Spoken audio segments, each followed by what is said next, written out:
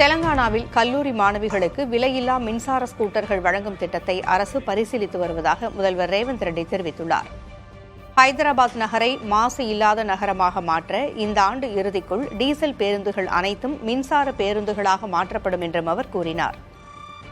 மேலும் சமூக வலைதளங்களில் பரப்பப்படும் போலி செய்திகளை தடுக்க தனி அமைப்பு உருவாக்கப்படும் என்று உறுதியளித்த அவர், அடுத்த 8 ஆண்டுகளில் தெலங்கானா பொருளாதாரத்தை $1 டிரில்லியன் உயர்த்த இலக்கு நிர்ணயித்திருப்பதாகவும் குறிப்பிட்டார்.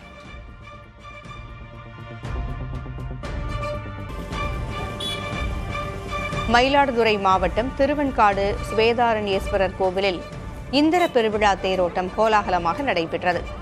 தேரோட்டத்தை முன்னிட்டு விநாயகர், முருகன், சண்டிகேஸ்வரருடன் சுவேதாரண்யேஸ்வரரும் அம்பாளும் சிறப்பு அலங்காரத்தில் தேர்களில் எழுந்தருள வேத மந்திரங்கள் முழங்க தீபாராதனை காட்டப்பட்டது.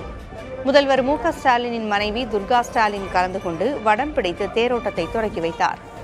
4 மாட வீதிகளிலும் வலம் வந்த 3 தேர்களையும் ஆயிரக்கணக்கான பக்தர்கள் கலந்து கொண்டு வடம் பிடித்து இழுத்து வழிபட்டனர்.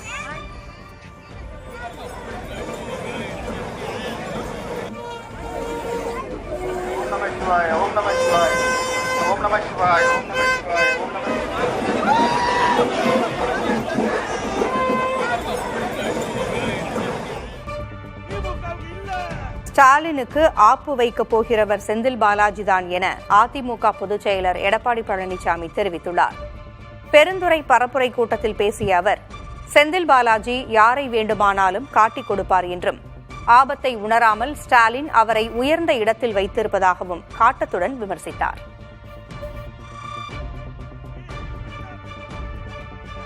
திரு ஸ்டாலின் அவர்களே, உங்களுக்கு ஆப்பு வைக்கிறதே இந்த செந்தில் பாலாஜி தான் இருக்கும். ஒரு வாணி சோற்றுக்கு ஒரு சோறு பதம். அதே போல செந்தில் பாலாஜி அடையாளம் காட்டப்பட்ட கட்சி அதிமுக கட்சி. அதிமுக தொண்டை தலைமை அவருக்கு அமைச்சர் கொடுத்தது. அப்படிப்பட்ட கட்சிக்கே துரோகம் விளைவித்த திரு செந்தில் பாலாஜி நீங்க உயர்ந்த இடத்துல வச்சுக்கிட்டு இன்றைக்கு அவருக்கு பாராட்டு நடத்திட்டு இருக்கிறீங்க. திரு ஸ்டாலின் அவர்களே, ஆபத்தை நீங்கள் உணராமல் இருந்து கொண்டிருக்கிறீர்கள். இன்றைக்கு செந்தில் பாலாஜி மூலமாகத்தான் உங்களுக்கு ஆப்படிக்க போறாங்க. கவலைப்படாதீங்க. அவரு விடுதலை செய்யறான். இன்னைக்கு சிபிஐக்கு தேவையான செய்தியை கொடுத்தா விடுதலை செய்யறேன்னு சொன்னா காட்டி கொடுத்துருவார். பன்னீர்செல்வம் செல்லும் கட்சி முடிந்துவிடும் என்று எடப்பாடி கே. பழனிசாமி கூறினார். சுயநலவாதிகள் இருக்கும் கட்சி அழிவு பாதைக்குத்தான் செல்லும் என்றும், அதிமுகவிலிருந்து சிலர் பயிற்சி பெற்று திமுகவுக்கு செல்வதாகவும் குறிப்பிட்டார். திரு ஓபிஎஸ் எப்படிப்பட்டவர்? அவர் எந்த இடத்துக்கு போனாலும் அம்மா புகுந்த வீடும் அமினா புகுந்த வீடு மாதிரி திரு ஓபிஎஸ் கட்சி அதோட முடிஞ்சு போயிரும்ல. இன்னைக்கு சுயநலவாதிகள் எந்த ஒரு கட்சியில் இடம்பெற்றாலும் அந்த கட்சி அழிவுக்குத்தான் சென்று கொண்டிருக்கிறோம். எல்லாம் டெப்டேஷன்ல போயிருக்கிறாங்க. அண்ணா திமுக பயிற்சி எடுத்து திமுக போய் வேலை செஞ்சுட்டு இருக்கிறான். அதிமுகவுக்கு துரோகம் செய்ய நினைத்தவர்கள் வெளியேறி அதிமுக தூய்மையானதாக அக்கட்சியின் பொதுச் செயலர் எடப்பாடி பழனிசாமி கூறினார். எம்ஜிஆர் மற்றும் ஜெயலலிதாவின் ஆன்மா அவர்களை விரட்டியடித்ததாக கூறினார்.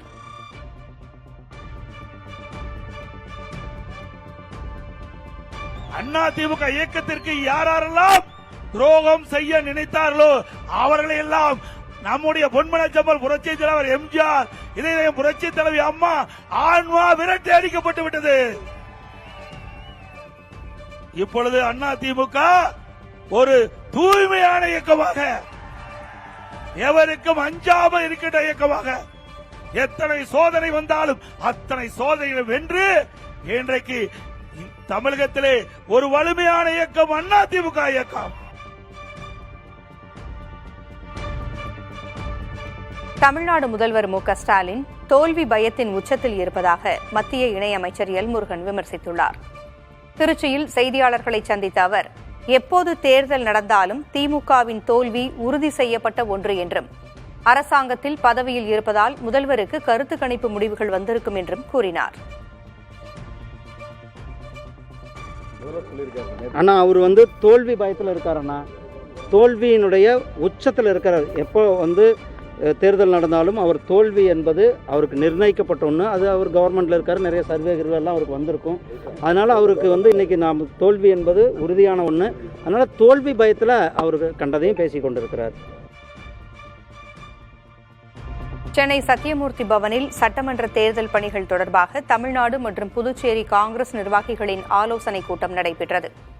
அப்போது பேசிய தமிழ்நாடு காங்கிரஸ் கமிட்டி தலைவர் செல்வ பெருந்தகை, புதுச்சேரியில் கூட்டணிக்கு காங்கிரஸ் தான் தலைமை வகிக்கும் என்று கூறினார். காங்கிரஸ் போட்டியிடாத தொகுதிகளில் கூட்டணி கட்சிகளுக்கு வலிமை சேர்ப்போம் என்று மேலிட பொறுப்பாளர் கிரீஷ் சோடங்கர் கூறினார். தேர்தல் பார்வையாளர் முகுல் வாஸ்னிக் பேசும்போது, அரசியல் ரீதியாகவும் கொள்கை ரீதியாகவும் வலிமையாக உள்ளதாக தெரிவித்தார். தலைவர் ராகுல் காந்தி தொலைபேசியில் மாண்புமிகு முதலமைச்சருக்கு வாழ்த்து தெரிவித்தார். எப்பவுமே அதே மாதிரி எல்லாம் கூட்டணி அமைச்ச பேர் மகிழ்ச்சியோடு இருப்பாங்க, வெளியில பகிர்ந்துக்கலாம் மாட்டாங்க. எப்பவுமே புதுச்சேரிக்கு காங்கிரஸ் பார்ட்டி தான் தலைமை, தமிழ்நாட்டுக்கு திராவிட முன்னேற்ற கழகம் தலைமை. சட்டமன்ற தேர்தலை முன்னிட்டு தாவேகாவில் விருப்பமனு அளித்தவர்களிடம் வரும் 10ஆம் தேதி முதல் நேர்காணல் நடத்தப்பட உள்ளதாக தகவல்கள் வெளியாகியுள்ளன. தாவேகா சார்பில் ஆன்லைன் மூலம் விருப்பமனு விநியோகிக்கப்பட்ட நிலையில் எதிர்பார்த்த அளவில் மனுக்கள் சமர்ப்பிக்கப்படவில்லை என்று கூறப்படுகிறது. இந்நிலையில் பனையூர் அலுவலகத்தில் வரும் 10ஆம் தேதி முதல் விஜய் நேர்காணல் நடத்த உள்ளதாக கட்சி வட்டாரங்கள் தெரிவிக்கின்றன. தாவேகா இணை பொதுச் செயலர் நிர்மல்குமார் திருப்பரங்குன்றம் தொகுதியில் போட்டியிட உள்ளதாக தெரிகிறது.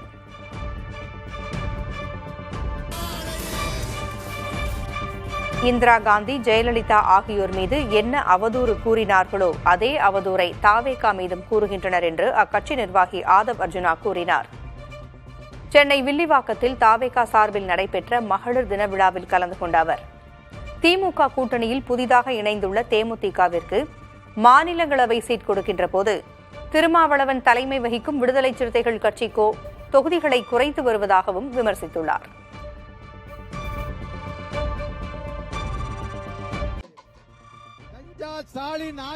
அதிமுகவை பாஜக விழுங்கிவிடும் என்று முதல்வர் ஸ்டாலின் விமர்சித்திருந்த நிலையில் அதற்கு அதிமுக பொதுச் செயலர் எடப்பாடி பழனிசாமி பதிலளித்துள்ளார். ஈரோடு மாவட்டம் பெருந்துறையில் தேர்தல் பிரச்சாரத்தில் ஈடுபட்ட அவர், அதிமுகவை யாராலும் விழுங்கவோ அழிக்கவோ முடியாது என்று கூறினார்.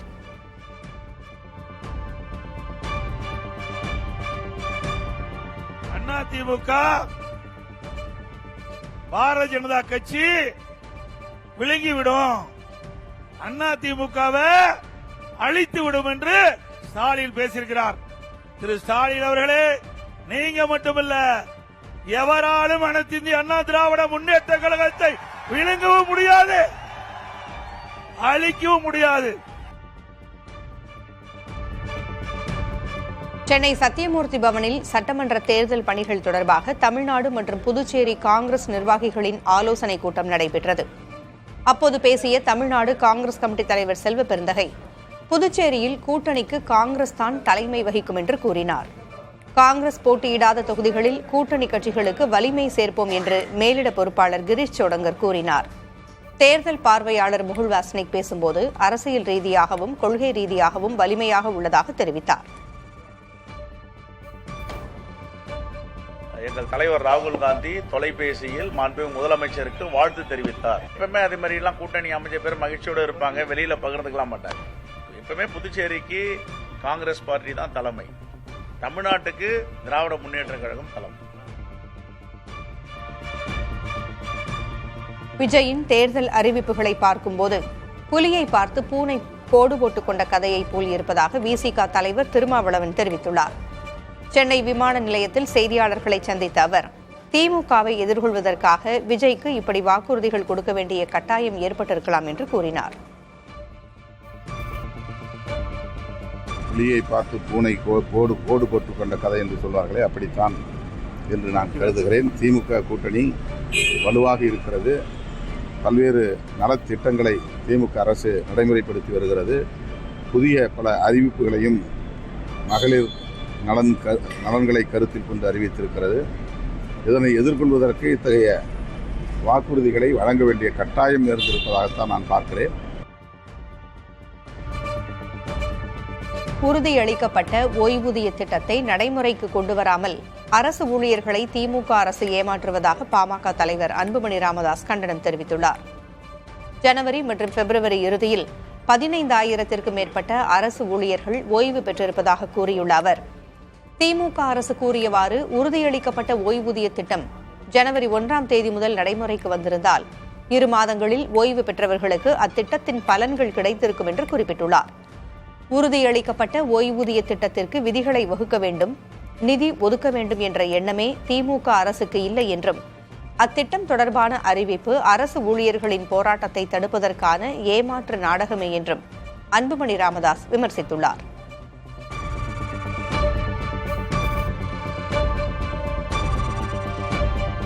தேமுதிக போட்டியிடும் தொகுதிகளுக்கான தேர்தல் அறிக்கையை உருவாக்கி பிரச்சாரத்தில் ஈடுபடுவோம் என்று அக்கட்சி பொதுச் செயலர் பிரேமலதா விஜயகாந்த் கூறினார். சென்னையில் உள்ள தேமுதிக அலுவலகத்தில் நடைபெற்ற மகளிர் தின விழாவில் கலந்து கொண்ட அவர், திமுக கூட்டணியில் தொகுதிகள் ஒதுக்கப்பட்ட பின்னர் தேர்தல் அறிக்கையை தயாரிக்க உள்ளதாக கூறினார்.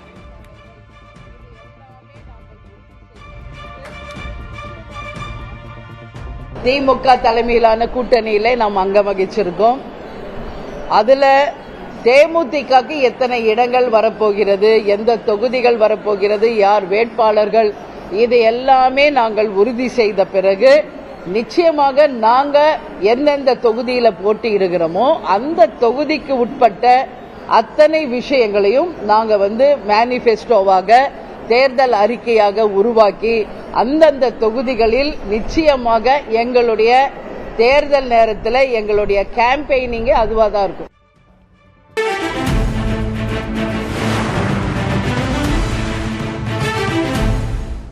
மாற்றத்தை கொடுப்போம் சொன்ன விஜய் நிறைய இலவச திட்டங்களை இன்னைக்கு அறிவிச்சிருக்காரு. 2,500 ரூபா கொடுப்போம், 6 சிலிண்டர் கொடுப்போம், இதெல்லாம் சொல்லியிருக்காரு. இதை நீங்க எப்படி பாக்குறீங்க? நான் வேடிக்கையா பாக்குறேன். இது சும்மா அதை சொல்லிட்டு போறது. பெட்ரோல் டீசல் விலையை குறைப்பேன், எரிகாற்று 6 கொடுத்துடல, எப்படி கொடுப்பீங்க? உங்ககிட்ட இருக்கா உற்பத்தி? உங்ககிட்ட இருக்கா? பெட்ரோல் டீசல் விலை எப்படி? அது முதலாளிகளுக்கு கொடுத்தாச்சு. எண்ணெய் நிறுவனங்களே அதுக்கான விலையை தீர்மானித்துக் கொள்ளலாம்னு வித்துட்டேன். அதனால காலையில 1 லிட்டர் பெட்ரோல் இவ்வளவு ஒன்று இருக்கு, சாயந்தரம் 1 இருக்கு. சும்மா போற போக்குல சொல்லிட்டு போறதா? ஐயா சொன்னார் 3 ரூபா குறைப்பேன், 7 ரூபா குறைப்பேன். எங்க குறைச்சிங்க? இப்போ எடப்பாடி பழனிசாமியினுடைய நிலைமை நிதிஷ்குமாரினுடைய நிலைமை போன்றுதான் இருக்கும்னு முதல்வர் ஸ்டாலின் விமர்சனம் செஞ்சிருக்காரு. ஏன்னா பாஜக யார் நம்பி போனாலும் அவங்கள கழுத்தை நெரிச்சிருவாங்க. நிதிஷ்குமாருக்கு இன்று ஏற்பட்டுள்ள நிலைமை தான் எடப்பாடிக்கு ஏற்படும் அப்படின்னு சொல்லியிருக்காரு. இந்த விமர்சனத்தை எப்படி பாக்குறீங்க? இல்ல, அதை நிராகரிக்க முடியாது அந்த கருத்தை. ஏன்னா மகாராஷ்டிரால உங்களுக்கு தெரியும், சிவசேனாவோட கூட்டணி வச்சு ஆட்சிக்கு வந்தாங்க. சிவசேனா ஆட்சியில் இருந்துச்சு. ஒரே இதில் திடீர்னு 42 சட்டமன்ற உறுப்பினர்களை விலைக்கு வாங்கி ஒரு ஆளுக்கு 30 கோடி கொடுத்து, உங்களுக்கு தெரியும் நினைக்கிறேன், கொடுத்து அப்படியே வாங்கிட்டாங்க. வாங்கி இப்போ பாரதிய ஜனதா ஆட்சியில் இருக்குது. கூட உங்களுக்கு அஜித் பவார் அவங்களெல்லாம் சேர்த்துக்கிட்டு வந்துட்டாங்க. இப்போ நம்பி நின்ன சிவசேனா இப்போ எங்கே இருக்குன்னு உங்களுக்கு தெரியும். இப்போ அது மாதிரி அந்த நிலைமை வராதுன்னு சொல்ல முடியாதுல்ல. 6 இடம் தான் வென்றாங்க, கோவாவில் ஆட்சி அமைச்சிட்டாங்க. அப்போ வாங்கிக்கிற முடியும்னு நினைப்பு. அது ஒரு சூழல் இருக்கிறதுனால, முன்மாதிரியாக ஒரு மாநிலத்தில் நடந்திருக்கிறதுனால இங்கே அப்படி நடக்காதுன்னு நம்ம சொல்றதுக்கு உறுதி இல்லைங்கிற. டெல்லி உத்தம் நகர் கொலை வழக்கில் தொடர்புடைய நிஜாமுதீன் என்பவருடைய வீட்டின் ஒரு பகுதி புல்டோசர் மூலம் இடிக்கப்பட்டது. வீட்டின் ஒரு பகுதி ஆக்கிரமிப்பு இடத்தில் இருப்பதாக கூறி மாநகராட்சி நிர்வாகம் இந்த நடவடிக்கையை எடுத்தது. கடந்த 4ஆம் தேதி உத்தம் நகர் பகுதியில் சிறுமி கையில் வைத்திருந்த பலூனில் இருந்த நீர் பக்கத்து வீட்டுக்காரர் மீது தெரித்ததால் கடும் மோதல் ஏற்பட்டது. இதில் தருண் என்பவர் இறந்த நிலையில் கொலையில் தொடர்புடைய 8 பேர் கைது செய்யப்பட்டிருக்கின்றனர். இந்நிலையில் இவ்வழக்கில் குற்றஞ்சாட்டப்பட்டுள்ளவர்களில் ஒருவரான நிசாமுதீனின் வீடு ஆக்கிரமிப்பு புகாரில் இடிக்கப்பட்டுள்ளது. முன்னதாக கொலையை கண்டித்திருந்த முதல்வர் ரேகா குப்தா, இதுபோன்ற குற்றங்களை இழைப்பவர்களை அரசு சகித்துக் கொள்ளாது என்றார். கடந்த ஒரு வாரத்தில் மட்டும் தங்கத்தின் விலை சவரனுக்கு 5,800 ரூபாய் குறைந்துள்ளது. அமெரிக்க இஸ்ரேல் படைகள் ஈரான் உயர் தலைவர் ஐதுல்லா காமேனியை கொன்ற பிப்ரவரி 28ஆம் தேதி தங்கம் சவரனுக்கு 5,200 ரூபாயும் மறுதினம் 1,800 ரூபாயும் உயர்ந்து 1,26,200 ரூபாயை எட்டியது. எனினும் அடுத்தடுத்த நாட்களில் விலை சரியத் தொடங்கியது. 5 நாள் சரிவுக்கு பிறகு தற்போது சற்று உயர்ந்து சவரன் 1,20,400 ரூபாயாகவும் 1 கிராம் தங்கம் 15,050 ரூபாயாகவும் உள்ளது. வெள்ளியின் விலை கடந்த ஒரு வாரத்தில் மட்டும் கிலோவுக்கு 35,000 சரிந்துள்ளது. கடந்த மார்ச் 1ஆம் தேதி கிலோ 3,25,000 விற்கப்பட்ட வெள்ளி தற்போது 2,90,000 குறைந்துள்ளது. கிருஷ்ணகிரி மாவட்டத்தில் தக்காளி விலை சற்று உயர்ந்துள்ளது. கடந்த 15 நாட்களாக தக்காளி விலை கடும் வீழ்ச்சியடைந்து 1 கிலோ 5 ரூபாய்க்கு விவசாயிகளிடம் கொள்முதல் செய்யப்பட்டது. இந்நிலையில் 2 நாட்களாக வரத்து குறைவு காரணமாக 1 கிலோ தக்காளி 13 ரூபாய்க்கு கொள்முதல் செய்யப்படுகிறது. சில்லறை விற்பனையில் 1 கிலோ தக்காளி 20 ரூபாய்க்கு விற்கப்படுகிறது. அதே நேரம் தற்போது மகசூல் அதிகரித்துள்ளதால் விலை குறைந்து மீண்டும் 5 ரூபாய்க்கு கீழ் தக்காளி விற்பனையாகும் சூழல் உள்ளதாக விவசாயிகள் கூறுகின்றனர். எனவே விலை வீழ்ச்சியால் பாதிக்கப்படும் விவசாயிகளுக்கு நிவாரணம் வழங்க வேண்டும் என்று அவர்கள் வலியுறுத்தியுள்ளனர். 1.5 மாத காலமாக தக்காளி ரொம்ப லோ ப்ரைஸில் தான் போயிட்டுருக்கு. கிலோ 4 ரூபா 5 ரூபா, அறுக்கிற கூலி கூட கிடைக்கிறதில்ல. இப்போது இந்த வாரத்தில் ஏதோ ஒரு 7 ரூபா 8 ரூபா கிலோ போயிட்டுருக்கு. வருங்காலங்களில் இன்னும் ஒரு மாதம் 1.5 மாதம் தக்காளி இதே ரேஞ்சில் தான் போயிட்டுருக்கோம். நிரந்தரமான ஒரு விலையை நிர்ணயிக்க மாட்டேன்றாங்க. நாங்களும் பல வருஷமாக போராட்டம், பல வருஷமாக கோரிக்கை வைக்கிறோம். எந்த அரசாங்கம் வந்தாலும் காய்கறிகளுக்கு ஒரு நிரந்தரமான ஒரு விலையை நிர்ணயிக்கவே மாட்டேன்றாங்க. இது எதனாலன்னு தெரியல. திருவாரூர் மாவட்டம் மன்னார்குடி அருகே மேல திருப்பாலக்குடி கிராமத்தில் ஒரே நாளில் 4 கோவில்களில் குடமுழுக்கு விழா கோலாகலமாக நடைபெற்றது. இங்கு மிகவும் பழமை வாய்ந்த மகாமாரியம்மன், திருப்பாலநாத சுவாமி, சேது விநாயகர், மகா காளியம்மன் ஆகிய கோவில்கள் உள்ளன. இதே கிராமத்தில் 50 அடி உயர முருகன் சிலை வீற்றிருக்க 1000 ஆண்டுகள் பழமை வாய்ந்த பால தண்டாயுதபாணி கோயிலும் அமைந்துள்ளது. இந்நிலையில் கிராமத்தைச் சேர்ந்த இளைஞர்கள் ஒன்று திரண்டு கிராம நல கமிட்டி என்ற ஒன்றை அமைத்து அதன் மூலமாக மக்களிடம் பணம் வசூல் செய்து மகாமாரியம்மன், திருப்பாலநாத சுவாமி, சேது விநாயகர், மகா காளியம்மன் ஆகிய கோவில்களை புனரமைத்து மகா குடமுழுக்கு விழாவை நடத்தியுள்ளனர். இதில் மேல திருப்பாலக்குடி கிராமத்தைச் சுற்றியுள்ள பல்வேறு கிராமங்களிலிருந்தும் வெளி மாவட்டங்களிலிருந்தும் ஆயிரக்கணக்கான பக்தர்கள் கலந்து கொண்டு வழிபட்டனர்.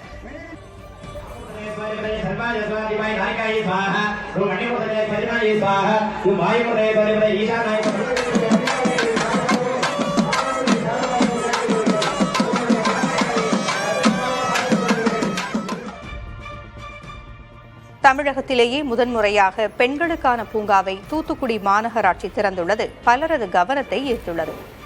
தூத்துக்குடி மாநகராட்சி 3வது வார்டில் ஹவுசிங் போர்டு காலனியில் அமைக்கப்பட்டுள்ள மகளிர் பூங்கா மகளிர் தினத்தை முன்னிட்டு திறக்கப்பட்டுள்ளது.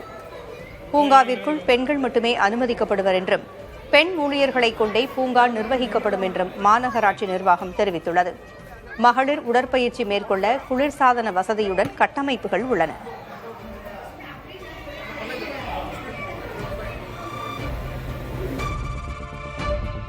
கோடை காலத்தை சமாளிக்க புதிய ஏசி வாங்க திட்டமிட்டுள்ளவர்களுக்கு கவலை தரும் செய்தி வெளியாகியுள்ளது.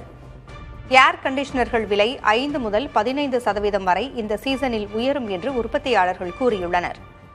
தாமிரம் உள்ளிட்ட மூலப்பொருட்கள் விலையேற்றம், சரக்கு போக்குவரத்து செலவுகள் அதிகரிப்பு உள்ளிட்டவையே இதற்கு காரணம் என்று உற்பத்தியாளர்கள் தெரிவித்துள்ளனர்.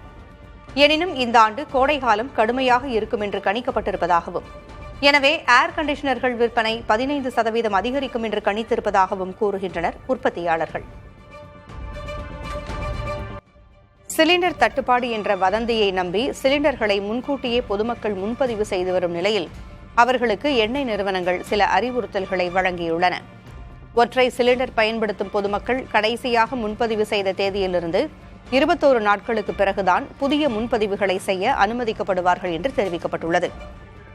அதேபோல் 2 சிலிண்டர்கள் உள்ளவர்கள் 30 நாட்களுக்கு பிறகே முன்பதிவு செய்ய முடியும் என்று கூறப்பட்டுள்ளது. வதந்திகளை நம்பி சிலிண்டர் இருக்கும்போதே முன்பதிவு செய்வதால் உண்மையில் தேவை உள்ளவர்களுக்கு சிலிண்டர் கிடைக்காத நிலை ஏற்படுவதாக அந்நிறுவனங்கள் தெரிவித்துள்ளன. சர்வதேச மகளிர் தினத்தை முன்னிட்டு வாக்கத்தானில் பங்கேற்ற 2000த்திற்கும் மேற்பட்ட பெண்கள் பிங்க் நிற ஆடை அணிந்து மார்பக புற்றுநோய் குறித்து விழிப்புணர்வு ஏற்படுத்தினர்.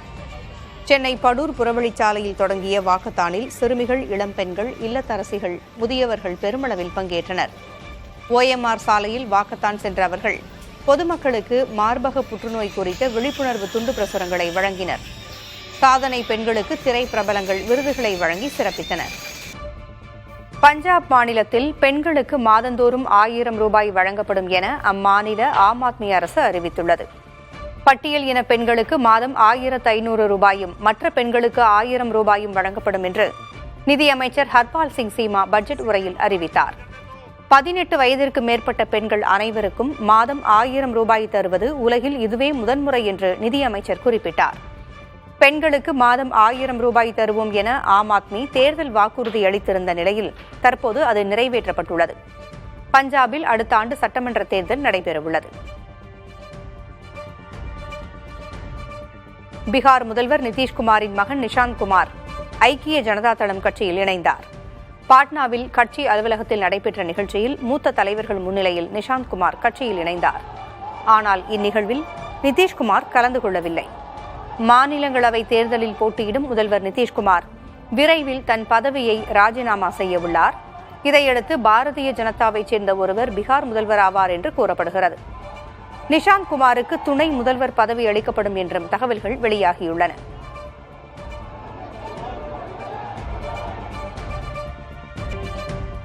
பெரு நாட்டின் அயகுச்சோ பகுதியில் பெய்த கனமழையால் ஆற்றில் பெருவெள்ளம் மற்றும் நிலச்சரிவு ஏற்பட்டுள்ளது. இதில் சுமார் 243 வீடுகள், 2 பள்ளிகள் மற்றும் ஒரு பாலம் கடுமையாக சேதமடைந்துள்ளது. பாதிக்கப்பட்ட மக்களுக்கு உணவு மற்றும் தங்குமிடம் உள்ளிட்ட மனிதாபிமான உதவிகளை வழங்க அரசு நடவடிக்கை எடுத்து வருகிறது.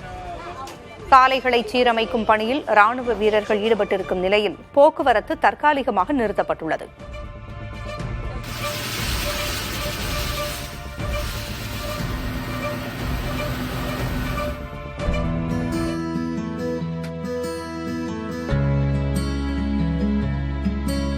முக்கிய பிரமுகர்கள், தொழிலதிபர்களைப் போன்று நடுத்தர மக்களும் கடற்கரையில் திருமண நிகழ்ச்சிகளை நடத்தும் வகையில் பீச் வெட்டிங் என்ற திட்டம் சென்னையில் அறிமுகப்படுத்தப்பட்டுள்ளது. தமிழக அரசின் சுற்றுலாத்துறை சென்னை கிழக்கு கடற்கரை சாலையில் இத்திட்டத்தை அறிமுகம் செய்துள்ளது. இதன் மூலம் குறைந்த விலையில் திருமண நிகழ்ச்சிகளை நடத்த முடியும். முதற்கட்டமாக ஈசிஆரில் உள்ள மாமல்லபுரம் தமிழ்நாடு ஹோட்டலில் இத்திட்டம் செயல்பாட்டுக்கு வந்துள்ளது. பீச் வெட்டிங் திட்டத்தில் முன்பதிவு செய்வதற்கு பராமரிப்பு தொகையாக 10,000 ரூபாய் கட்டணம் செலுத்த வேண்டும். ஒரு அறைக்கு 5,000 ரூபாய் வாடகை செலுத்த வேண்டும். விருப்பத்திற்கேற்ப சைவ அசைவ உணவு வகைகள் தயாரித்து வழங்கப்படும். மேடை, அலங்காரம், மின் விளக்குகள் போன்ற ஏற்பாடுகளை பொதுமக்கள் தங்கள் செலவில் செய்து கொள்ள வேண்டும் என்றும் தெரிவிக்கப்பட்டுள்ளது.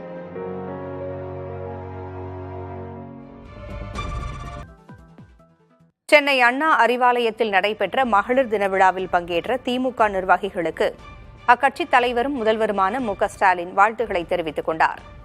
அண்ணா அறிவாலயத்தில் திமுக துணை பொதுச் செயலாளரும் நாடாளுமன்ற உறுப்பினருமான கனிமொழி தலைமையில் மகளிர் தின கொண்டாட்டம் நடைபெற்றது.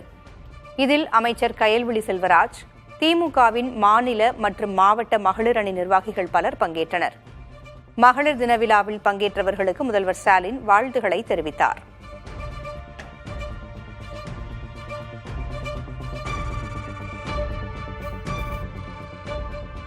சென்னையில் சேப்பாக்கம், திருவல்லிக்கேணி உட்பட 4 சட்டமன்ற தொகுதிகளில் மாநகராட்சி மற்றும் சிஎம்டிஏ சார்பில் கட்டி முடிக்கப்பட்டுள்ள பல்வேறு திட்டப்பணிகளை துணை முதல்வர் உதயநிதி ஸ்டாலின் தொடக்கி வைத்தார். திருவல்லிக்கேணி ஜானி பாட்ஷா தெருவில் முதல்வர் படைப்பகம் மற்றும் நவீன நூலகம், 7 கிணறு பகுதியில் மாநகராட்சி நகர்ப்புற ஆரம்ப சுகாதார நிலைய கட்டடம் ஆகியவற்றை திறந்து வைத்தார்.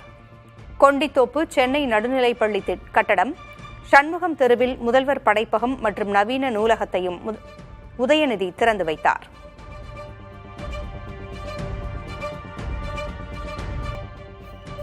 விஜயின் தேர்தல் அறிவிப்புகளை பார்க்கும்போது புலியை பார்த்து பூனை கோடு போட்டுக் கொண்ட கதையை போல் இருப்பதாக விசிக தலைவர் திருமாவளவன் தெரிவித்துள்ளார்.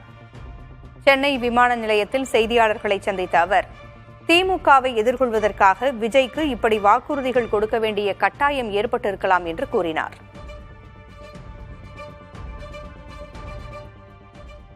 புலியை பார்த்து பூனை கோடு போட்டுக் கொண்ட கதை என்று சொல்வார்களே, அப்படித்தான் என்று நான் கருதுகிறேன். திமுக கூட்டணி வலுவாக இருக்கிறது.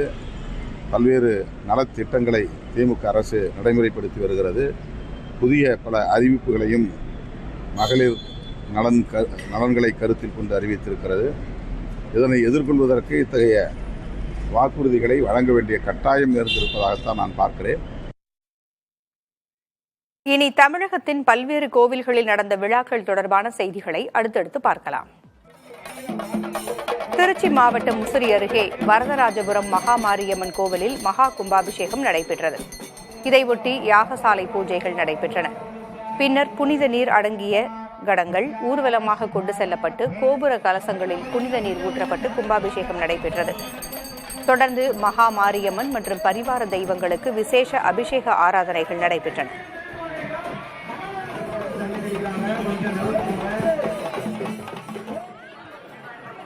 புதுக்கோட்டையில் புகழ்பெற்ற திருவப்பூர் முத்துமாரியம்மன் கோயில் மாசி திருவிழாவை முன்னிட்டு பால்குட ஊர்வலம் நடைபெற்றது. இதையொட்டி பக்தர்கள் பால்குடம் எடுத்தும் அலகு குத்தியும் அக்னி சட்டி ஏந்தியும் கரும்பு தொட்டில் கட்டியும் அம்மனுக்கு நேர்த்திக்கடன் செலுத்தினர்.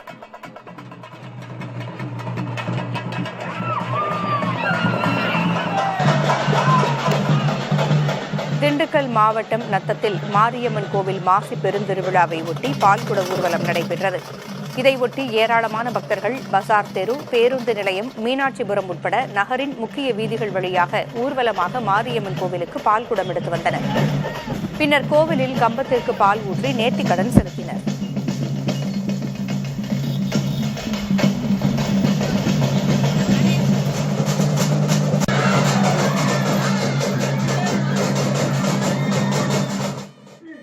தஞ்சை மாவட்டம் பட்டுக்கோட்டை அருகே ஏனாதி பாலமுத்தியில் செல்லியம்மன் கோவில் கும்பாபிஷேகம் நடைபெற்றது. இதையொட்டி நடந்த யாகசாலை பூஜைகளுக்கு பிறகு கடம் புறப்பட்டு கோவிலை வலம் வந்து கோபுர கலசத்திற்கு கும்பாபிஷேகம் நடைபெற்றது.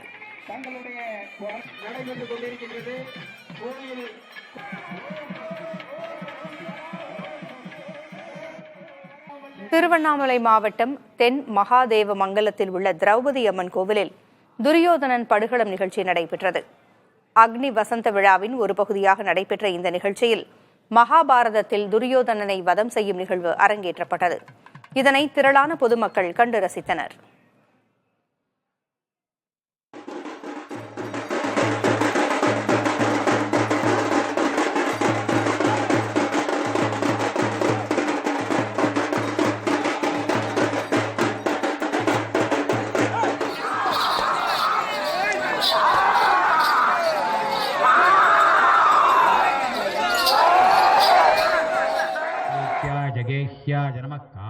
காட்பாடியில் மும்மத அடையாளத்துடன் 5 அடி உயர ஐம்பொன் சிலையுடன் கட்டப்பட்ட எம்ஜிஆர் கோவிலுக்கு குடமுழுக்கு நடைபெற்றது.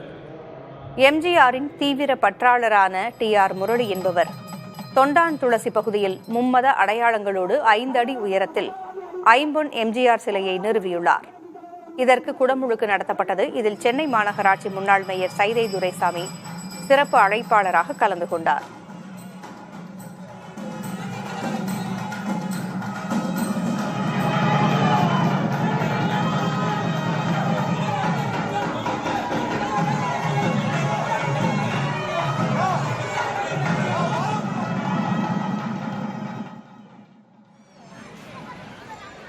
தருமபுரி மாவட்டம் அரூர் அருகே தீர்த்தமலை தீர்த்தகிரீஸ்வரர் கோவில் மாசிமக தேர் திருவிழா விமர்சையாக நடைபெற்றது.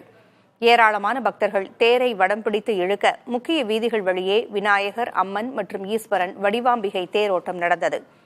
தேரின் மீது உப்பு, மிளகு, பொறி உள்ளிட்டவற்றை வீசி பக்தர்கள் நேர்த்திக்கடன் செலுத்தினர்.